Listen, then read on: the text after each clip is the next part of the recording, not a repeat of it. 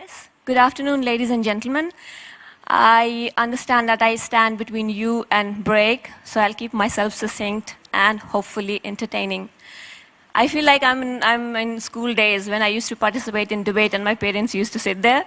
It's a familiar feeling. Well, to begin with, I'm really honored to be here today amidst such powerful speakers and attentive audience. Who am I? My name is Rolee Satyam, and I head digital analytics and optimization for a company called Woolworths in Sydney, Australia. Woolworths is Australia's leading, I would say, #1 retailer. Prior to Sydney, I was living in California for 2 years, wherein for first year I worked for a tech startup, e-commerce tech startup, as a director data analytics, and then 1 year with Walmart as senior manager customer value proposition. I have been a digital native for quite some time, and I really, this is really my area, I would say. The reason why I decided to come here, fly from Sydney, and participate in this event was the theme of this event, which is purposeful purpose. Taking into account the theme of the event, I have broken down my presentation in 2 parts. Part 1 talks about digital transformation and role of data, broken into 3 themes: evolution of technology, why digital, and role of data in the transformation. Many speakers before me have kind of touched on these subjects. I'll just elaborate on a few of them. And my second part is purposeful purpose. How can we use technology? How can we use technological advancements and data to not only just to sell, but also to solve problems and possibilities beyond that? Let's go down a memory lane. Evolution of technology. What is your first digital memory? What first phone did you own? What first computer did you own? I'll just show you what is my first digital memory. The phone that you see in the black was the first phone that I owned, which I also used as a weapon. It was so heavy, if I would throw on someone, the person would knock unconscious. And that computer was my first computer. I did have to go on hunger strike to convince my parents to buy that computer. Well, I come from the land of Gandhi, so that's acceptable. Technology is changing pretty quickly. If you see all these things, everything that I have shown in this slide is kind of obsolete. You don't see cassettes or floppy disk or that kind of phone. And it all has happened in last decade, I would say. Sometimes we don't know we need it until it arrives. I read this very great line somewhere that using customer information to as an intelligence is not enough. We also have to innovate on their behalf because they are expecting us to innovate.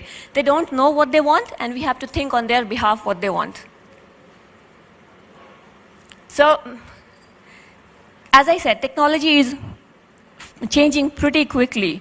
What didn't seem like an arduous task, swiping card and typing PIN or signing name, suddenly seems so difficult. Now we can just wave a card or pay through phone. Everyone before me has kind of spoken about mobile, and mobile is the digital future. So a few days back, we were having this digital immersion session with our executive leaders and board of directors, wherein we were explaining why digital, why should we focus on digital. Woolworths is a legacy brick and mortar retailer who is going into the direction of innovation.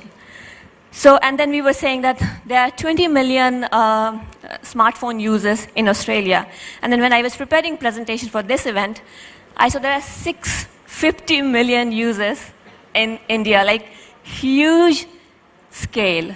And if you break it down by smartphone users, 300 million smartphone users now, and 175 million new smartphone users in next 5 years. I mean, it's phenomenal. The scale is amazing.